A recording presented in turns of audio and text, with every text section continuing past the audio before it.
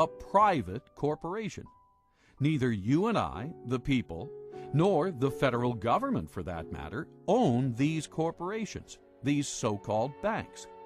They are owned by other corporations, known as member banks.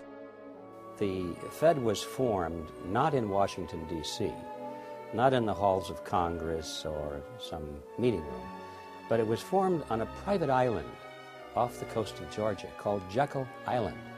This island in those days was a club they called the Jekyll Isalnd Club, and its members were a relatively small group of billionaires from New York, people like J.P. Morgan and William Rockefeller and their business associates.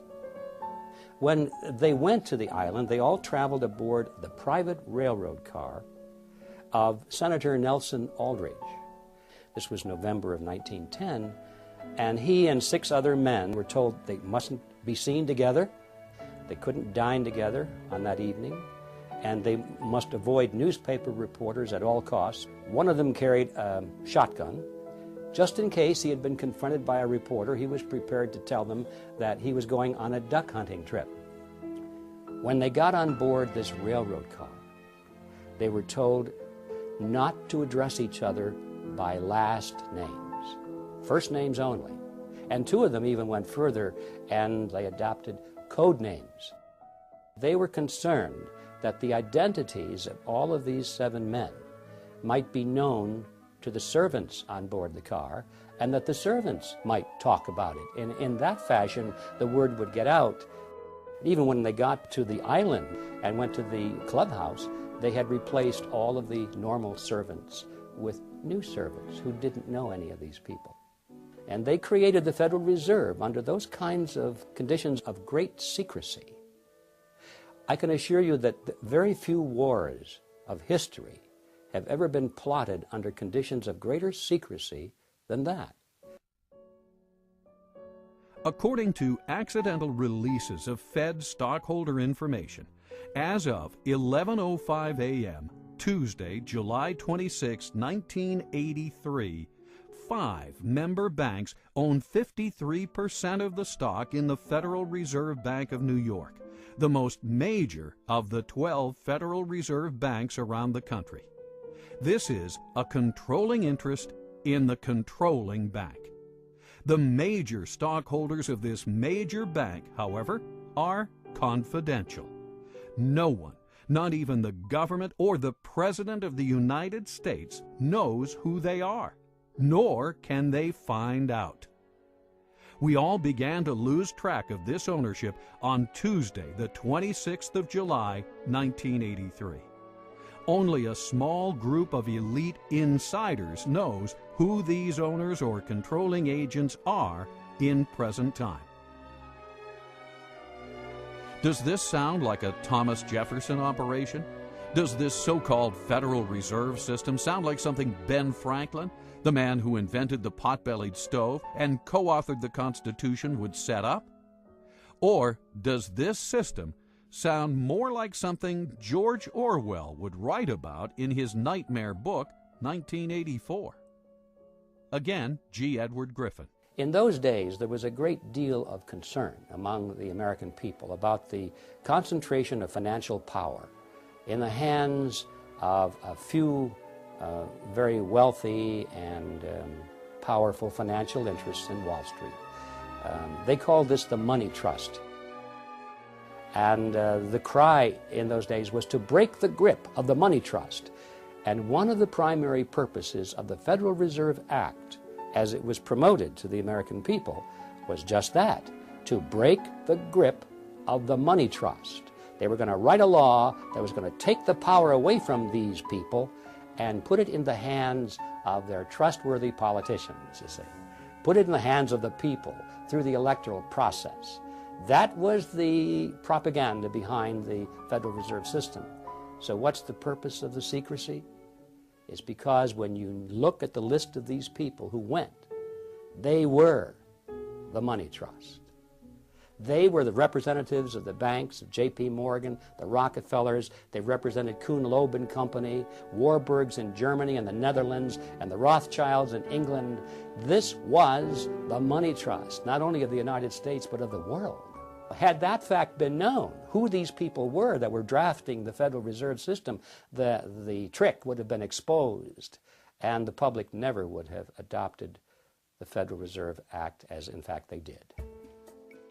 When you think about the significance of the Federal Reserve Act being passed under those conditions, the American people didn't know, but it was banking interests that were behind it. Powerful banking interests, because they wanted their assets protected. They wanted the Federal Reserve to be the lender of last resort. So if they had been loaning out and risking the money, and these loans go bad, instead of having the market take care of this, they wanted bailed out. And this is why it was a tremendous popular thing to do for the banks and, of course, the big business people who were borrowing the money. So it was very, very special interest directed, and it was designed for the elite.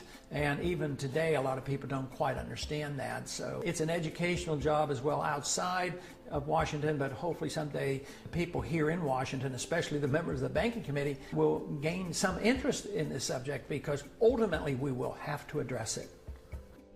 Where does Congress get most of its funding? I would like to say from us, but I'm sure they have foreign investors that they also get their money from. Okay. Taxes. People? Government?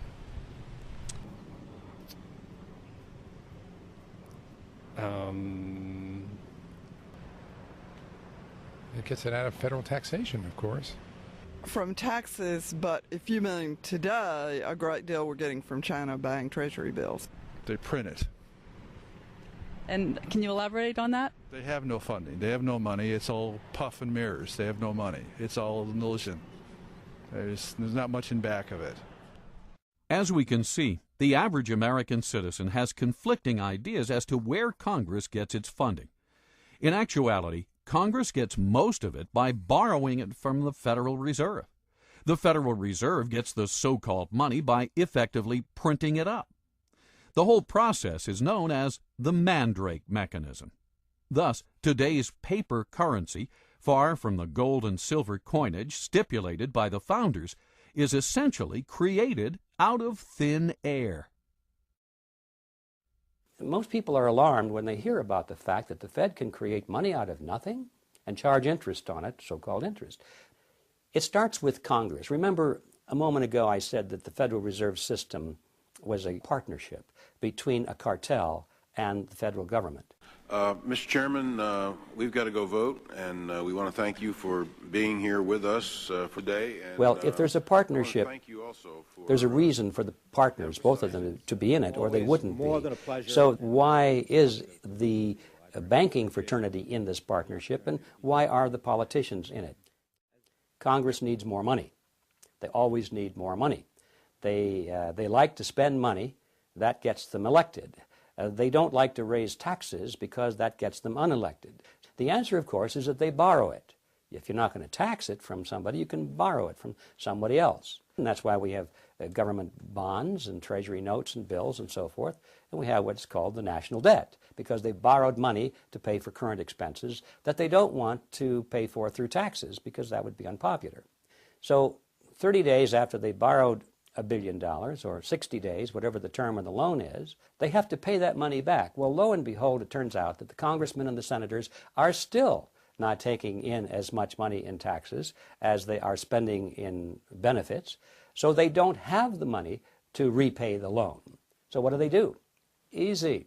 Borrow some more.